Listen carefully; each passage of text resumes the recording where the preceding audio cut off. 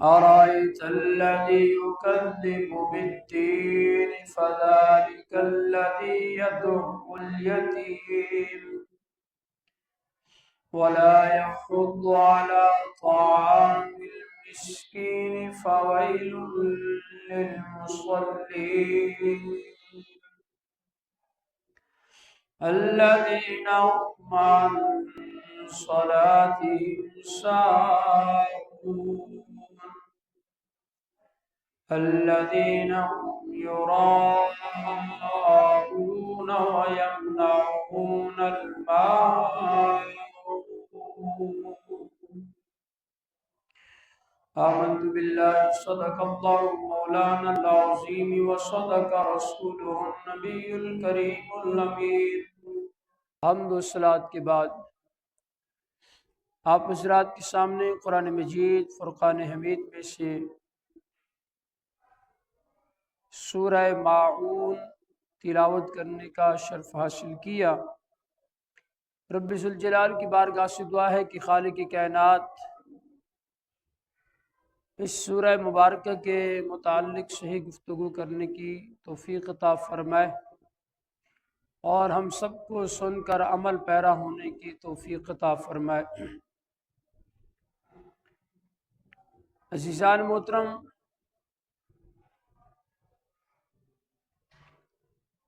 اس سورہ مبارکہ کے اندر رب ذوالجلال نے کم و بیش 4 چیزوں کو بڑے احسن انداز میں بیان فرمایا۔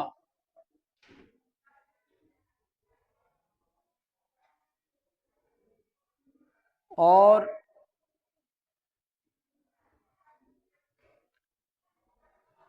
ان 4 میں سے سب سے جو پہلی چیز ہے، رب ذوالجلال نے اس بات کو بیان فرمایا کہ أَرَأَيْتَ الَّذِي يُكَذِّبُ بِالدِّينِ، بھلا دیکھو تو جو دین کو جھٹلاتا ہے، فَذَلِكَ الَّذِي يَدُعُّ الْيَتِيمَ، پھر وہ جو یتیم کو دھکے دیتا ہے، وَلَا يَحُضُّ عَلَى طَعَامِ الْمِسْكِينِ، اور مسکین کو کھانا دینے کی رغبت نہیں دیتا، فَوَيْلٌ لِّلْمُصَلِّينَ، تو ان نمازیوں کی خرابی ہے، الَّذِينَ هُمْ عَنْ صَلَاتِهِمْ سَاهُونَ، جو اپنی نماز سے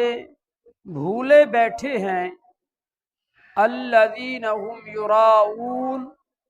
وہ جو دکھاوا کرتے ہیں، وَيَمْنَعُونَ الْمَاعُونَ، اور برتنے کی چیز مانگے نہیں دیتے۔ مفسرین کرام نے لکھا کہ ایک قول یہ ہے کہ ایک بچے کا والد کا انتقال ہوا تو ابو جہل نے اس کی پرورش وغیرہ کی ذمہ داری لے لی۔ جب اس کی پرورش کی ذمہ داری لی تو اب اس کی دیکھ بھال صحیح نہ کرنے لگا اور اس یتیم بچے کے مال کو ہڑپ کرنے لگا، تو یہ معاملہ آگے چلتا رہا۔ آخر کار فَذَلِكَ الَّذِي يَدُعُّ الْيَتِيمَ، جب اس بچے نے کچھ مال و متاع وغیرہ مانگنے کا تقاضا کیا تو اس یتیم بچے کو گویا کہ دھکے وغیرہ دے کر اس نے گھر سے نکال دیا۔ جب یہ معاملہ ہوا تو ایک مفہوم یہ بھی ہے کہ دیگر جو منافقین وغیرہ بیٹھے تھے انہوں نے کہا اس یتیم بچے کو کہ جاؤ فلاں مسلمانوں کے نبی کے پاس جاؤ، وہ تمہاری مدد کریں گے۔ وہ تو ایک مذاق کے طور پر کہہ رہے تھے، اور وہ یہ کہہ رہے تھے کہ یہ یتیم بچہ ہے، وہاں جائے گا تو وہ مدد نہیں کریں گے، جب وہ مدد نہیں کریں گے تو ہمیں مذاق وغیرہ اڑانے کا معاذ اللہ جو ہے موقع مل جائے گا۔ تو جب یہ معاملہ ہوا تو وہ بچہ جب سرکار کی بارگاہ میں حاضر ہوا تو کریم آقا علیہ الصلوۃ والسلام نے اس کو سینے سے لگایا، اور کریم آقا علیہ الصلوۃ والسلام نے اس سے بڑی محبت فرمائی۔ اور یہ بھی آیا کہ میرے کریم آقا علیہ الصلوۃ والسلام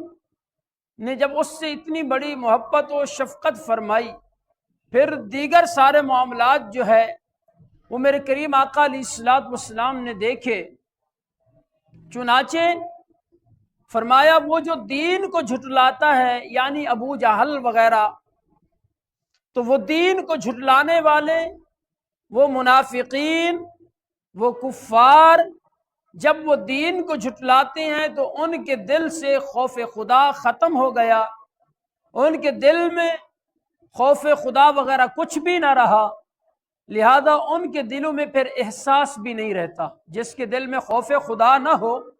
اس کے دل میں پھر کسی کا کوئی احساس وغیرہ بھی نہیں رہتا۔ یہی وجہ ہے کہ آج دیکھیں کہ وہ لوگ جو کسی کو قتل کر دیتے ہیں، یا وہ لوگ جو ظلم کی حدود پار کرتے چلے جاتے ہیں، تو ان کے دل سے جو احساسات ہوتے ہیں وہ ختم ہو جاتے ہیں۔ اب ان کے سامنے جس طرح کا بھی معاملہ ہو جائے تو کبھی بھی ان کا دل نرم نہیں پڑتا، وہ کسی کا لحاظ وغیرہ نہیں کرتے، ان کا دل جو ہے وہ سخت سے سخت تر ہوتا چلا جاتا ہے۔ تو احساسات ختم ہو جاتے ہیں۔ جب احساسات ختم ہو جائیں تو سمجھ لیں کہ وہ انسان نہیں رہتا۔ انسان کا اگر ایک معنی مفہوم عموماً لیا جائے تو یہ بھی ہے کہ وہ جو احساس کرنے والا ہو، تو احساس کرنے والے کو انسان کہتے ہیں۔ تو اب جب احساسات ختم ہو گئے، گویا کہ اس کے دل کے اندر سے انسانیت کا جنازہ نکل گیا، انسانیت اس کے دل میں سے ختم ہو گئی۔ اب وہ کسی کے لیے اس کے دل میں کوئی خوف نہیں آتا، کوئی احساس پیدا نہیں ہوتا، کوئی ایسا اور معاملہ نہیں ہوتا۔ تو حقیقت یہی ہے۔ تو عزیزان محترم فرمایا کہ فَذَلِكَ الَّذِي يَدُعُّ الْيَتِيمَ، کہ وہ یہ یتیموں کو دھکے دینے والا ہے، یعنی یتیم کو دھکے دیتا ہے۔ تو حقیقت دیکھیں، آج ہم اگر اپنے آپ کو دیکھیں تو ہم کہاں کھڑے ہیں، ہم کہاں کھڑے ہیں؟ تو آج یتیموں فقیروں کے ساتھ ہمارا کیا رویہ ہوتا ہے، ان مساکین کے ساتھ ہمارا کیا رویہ ہوتا ہے؟ جس طرح آگے فرمایا گیا کہ وَلَا يَحُضُّ عَلَىٰ طَعَامِ الْمِسْكِينِ، فرمایا وہ مسکین کو کھانا دینے کی رغبت بھی نہیں کرتا۔ مطلب یہ کہ ایک تو خود بھی نہیں دیتا، اور دوسرا یہ کہ اگر کوئی اور اگر دینا چاہتا ہے، کسی کے دل میں کوئی احساسات ہو تو یہ اس کو بھی نہیں دینے دیتا، یعنی خود بھی نہیں دیتا، دوسروں کو بھی مدد نہیں کرنے دیتا۔ تو فرمایا وَلَا يَحُضُّ عَلَىٰ طَعَامِ الْمِسْكِينِ، اور مسکین کو کھانا دینے کی رغبت بھی نہیں دیتا۔ تو یقیناً جب وہی بات ہے کہ احساسات ختم ہو جائیں، تو جب یتیم کے بارے میں اگر بات کی جائے تو یتیم وہ یتیم بچہ جس کا والد وغیرہ اس دنیا سے چلا جائے اور وہ چھوٹا بچہ ہے، وہ یتیم ہے، تو اس کے متعلق میرے کریم آقا علیہ الصلوۃ والسلام کا فرمان ہے کہ کریم آقا علیہ الصلوۃ والسلام نے ارشاد فرمایا کہ اگر کوئی شخص یتیم بچے کے سر پر شفقت کا ہاتھ پھیرتا ہے، محبت بھرا ہاتھ پھیرتا ہے، تو رب ذوالجلال اس کے ہاتھوں کے نیچے آنے والے بالوں کی برکت سے رب ذوالجلال اس کی خطاؤں کو معاف فرما دیتا ہے۔ یعنی اس کے سر کے جتنے بال اس کے ہاتھوں کے نیچے آئیں گے، رب ذوالجلال ان بالوں کی تعداد کے مطابق اس کے گناہوں کو معاف فرما دے گا، اس کو نیکیاں عطا فرمائے گا۔ اور پھر جو یتیم کو مارے، یتیم پر ظلم کرے اور یتیم کا مال کھا جائے، تو رب ذوالجلال نے قرآن مجید فرقان حمید کے 4 پارے کے اندر ارشاد فرمایا ان الذین یأکلون اموال الیتامی ظلما انما یأکلون فی بطونہم نارا وسیصلون سعیرا۔ رب ذوالجلال نے فرمایا کہ بے شک وہ لوگ جو یتیم کا مال ظلمن کھا جاتے ہیں تو وہ سمجھ لیں کہ وہ مال نہیں کھا رہے، وہ اپنے پیٹ کے اندر جہنم کی آگ بھر رہے ہیں، جہنم کی آگ بھر رہے ہیں۔ وَسَيَصْلَوْنَ سَعِيرًا، اور قریب ان کو جہنم کی آگ میں بھی ڈال دیا جائے گا۔ تو اب ذرا غور کریں، یہ یتیم بچے کے حوالے سے میرے کریم آقا علیہ الصلوۃ والسلام نے بھی بیان فرمایا، اور خود رب ذوالجلال نے اس بات کو بیان فرمایا کہ جو یتیموں پر ظلم و ستم کرتا ہے اور اس کا انجام یقیناً بھیانک انجام ہے۔ اور پھر فرمایا فویل للمصلین، فرمایا خرابی ہے ان نمازیوں کے لیے جو اپنی نمازوں کو بھلا بیٹھے۔ فویل للمصلین الذین هم عن صلاتهم ساہون، خرابی ہے ان نمازیوں کے لیے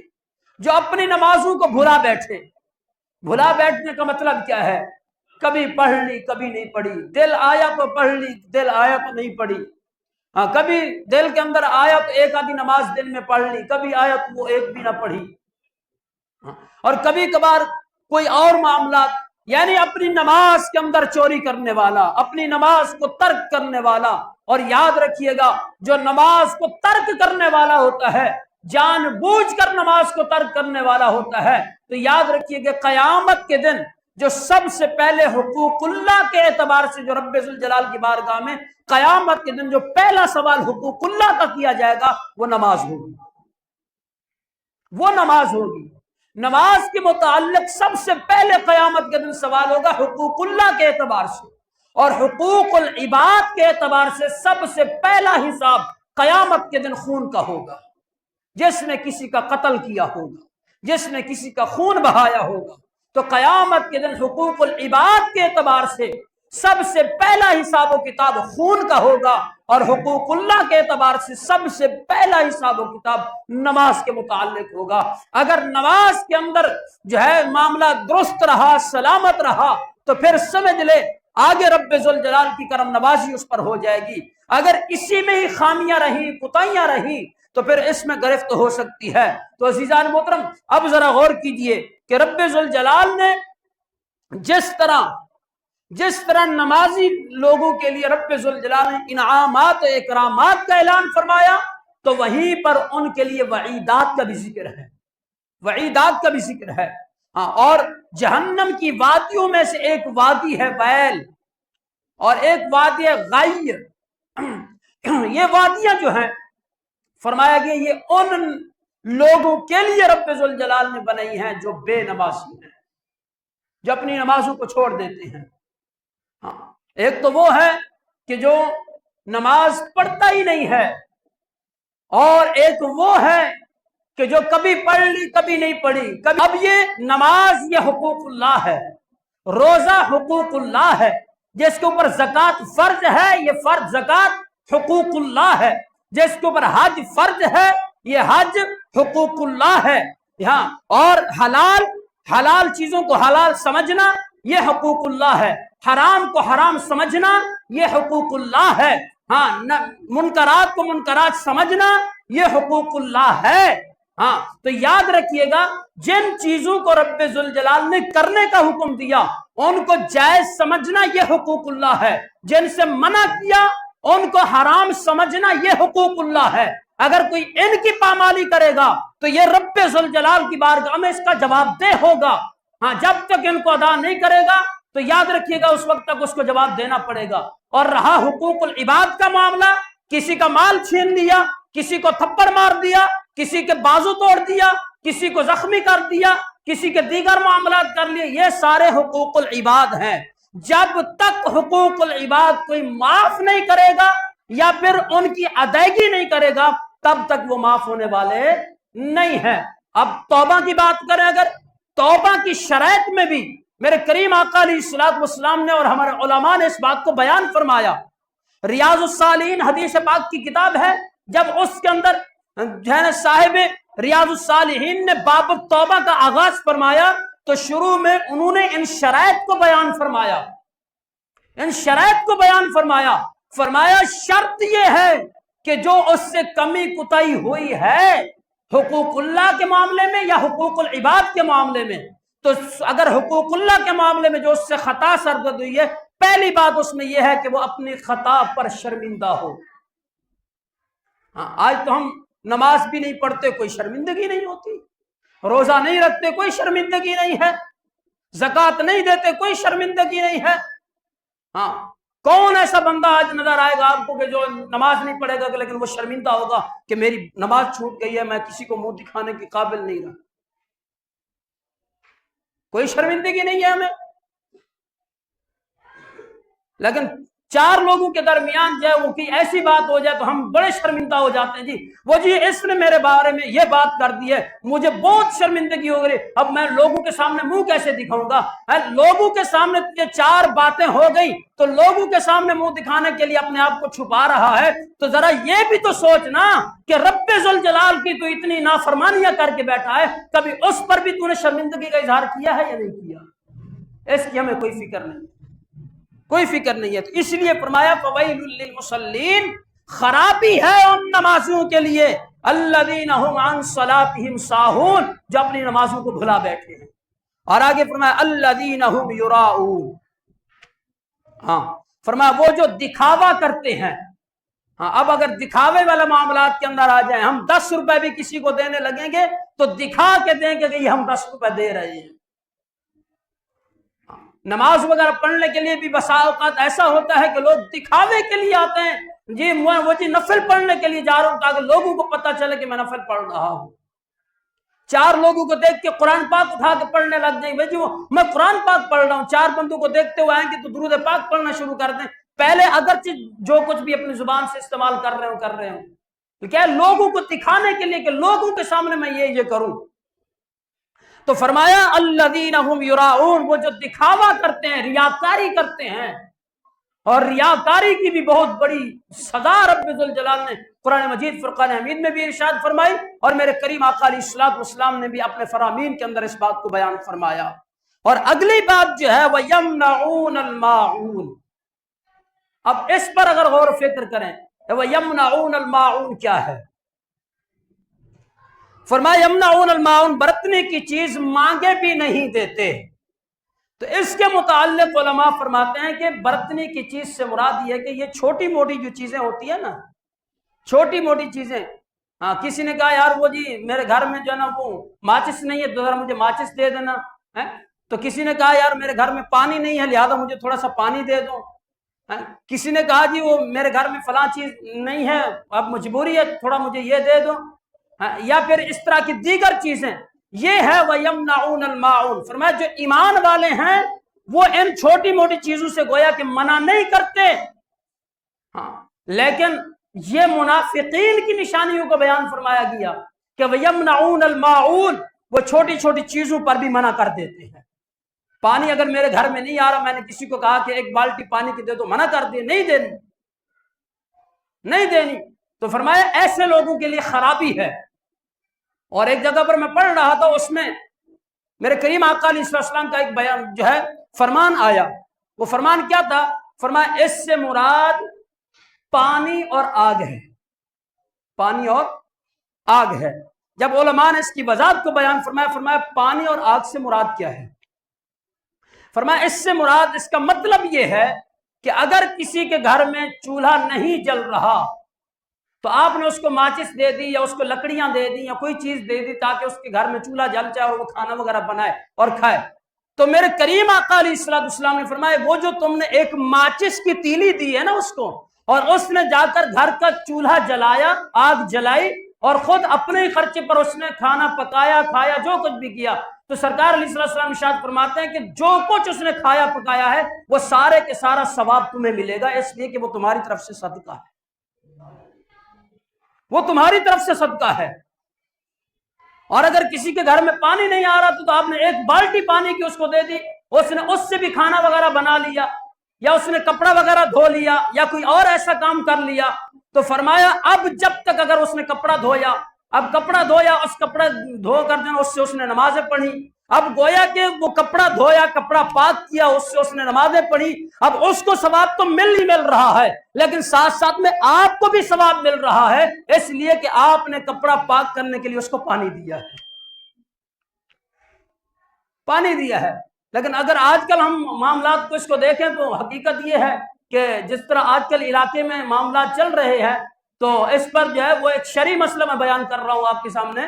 کہ ہمارے علماء نے بیان کیا ہے کہ جس طرح یہ گیس کی لوڈ شیڈنگ وغیرہ ہو جاتی ہے تو لوگوں نے اپنے اپنے گھروں میں مشینیں لگائی ہوئی ہیں، یہ شرعی مسئلہ بیان کر رہا ہوں۔ تو شرعی مسئلہ یہ ہے کہ ہمارے علماء فرماتے ہیں کہ یہ مشینیں جو لگاتا ہے تو یہ دوسرے کا حق مارتا ہے، یہ جائز نہیں ہے، یہ حرام ہے۔ اب کہتے ہیں، لوگ کہتے ہیں نہیں جی وہ بھی تو کر رہے ہیں، وہ بھی تو کر رہے ہیں، اس نے بھی تو لگائی ہوئی ہے، اس نے بھی تو لگائی ہوئی ہے۔ بھائی کسی کے لگانے سے، کسی کے کوئی کام کرنے سے کام جائز نہیں ہو جاتا، حرام حرام ہے۔ اب اگر کوئی کہے جی شراب جو ہے نا وہ فلاں بھی تو پی رہا ہے، اگر میں نے پی لی تو کیا ہوا؟ فلاں بھی تو پی رہے ہیں شراب، میں نے پی لی تو کیا ہوا؟ ہاں فلاں بھی جو ہے نا وہ مثال کے طور پر جوا کھیل رہے ہیں تو میں نے کھیل لیا تو کیا غلط کیا؟ تو یاد رکھیے گا، حرام حرام ہے، ناجائز ناجائز ہے، مکروہ مکروہ ہے، حلال حلال ہے۔ وہ کسی بھی صورت میں اگر کوئی کرے گا تو چاہے کوئی اس پر ہزاروں لوگ عمل کرنے والے ہوں، کیا لوگ اگر نماز کو چھوڑ دیتے، نماز نہیں پڑھتے، اگر کوئی شخص یہ دلیل بنا سکتا ہے کہ لوگ نماز نہیں پڑھتے لہذا میں نہ پڑھوں تو کیا ہوا؟ کوئی بھی دلیل نہیں بنا سکتا، اس لیے کہ یہ سب کو پتا ہے کہ اگر میں نماز چھوڑوں گا تو حرام کا مرتکب ہوں گا، گناہ کا مرتکب ہوں گا، گناہ کا مرتکب ہوں گا۔ تو لہٰذا ان معاملات پر بھی غور و فکر کریں۔ تو فرمایا گیا وَيَمْنَعُونَ الْمَاعُونَ، اور چھوٹی چھوٹی ضروریات کی جو چیزیں ہوتی ہیں وہ ایک دوسرے کو دینے سے ایک تو محبت بڑھتی ہے، ایک تو آپس میں تعلقات مضبوط ہوتے ہیں، اور ایک جو ہے نا وہ صلہ رحمی معاملات پیدا ہوتے ہیں، اور یہ ساری چیزیں پیدا ہوتی ہیں، آپس میں اتحاد، اخلاص، محبت، پیار پیدا ہوتے ہیں۔ لیکن جب سے ہم نے یہ چیزیں چھوڑی ہیں، آج بھائی بھائی کو دیکھ کر راضی نہیں ہے، رشتہ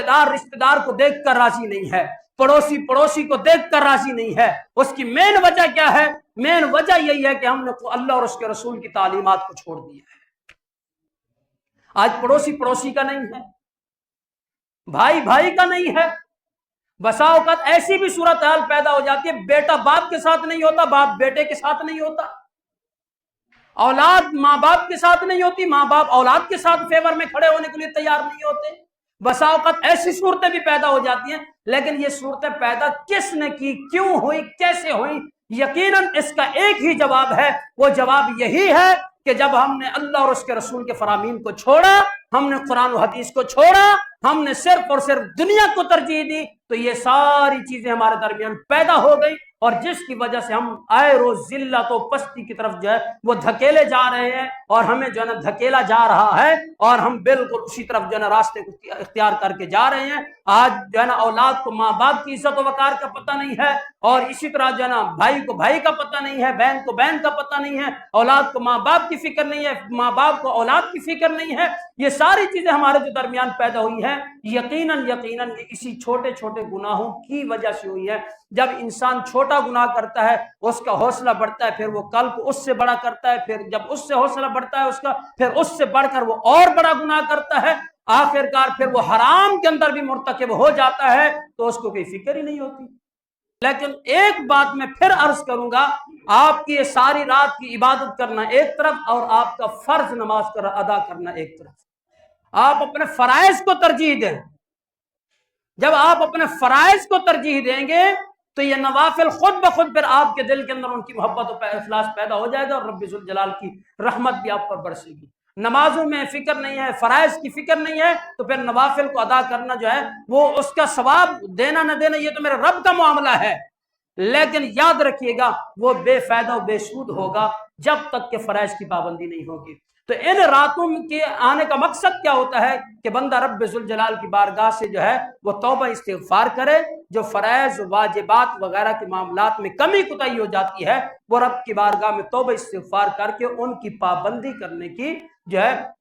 دعا کرے تاکہ رب ذوالجلال ان برکت والی راتوں کے صدقے میں رب ذوالجلال فرائض واجبات کی پابندی کی سعادت عطا فرمائے۔ رب ذوالجلال ہم سب کا حامی و ناصر ہوں۔ وآخر دعوانا الحمدللہ۔